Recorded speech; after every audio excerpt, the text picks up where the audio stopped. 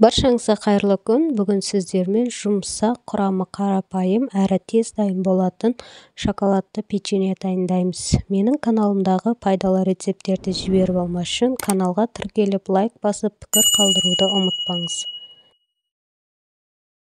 Бізге керек заттар: ұн, май, какао, қопсытқыш, сахарный пудра, жұмыртқа, шоколад қажет болады. Ең алдымен табаға ұнды, какаоны, қопсытқышты, сахарный пудраны салып, жақсылап араластырып аламыз.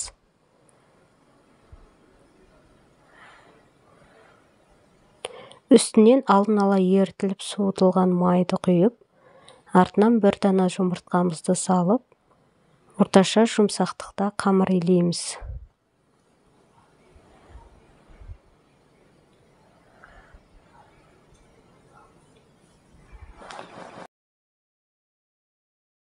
Дайын болған қамырды бөліктерге бөліп, қолымыздың көмегімен домалақтап, листімізге жайғастырып шығамыз.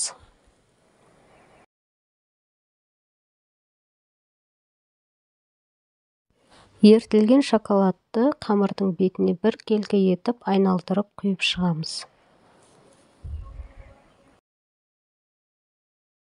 Печеньемізді алдын ала қызып тұрған пеште 160 градуста 20 минут пісіреміз. Біздің көрінісі ерекше печеньеміз дайын. Сіздер де үйде міндетті түрде жасап көріңіздер. Ас болсын,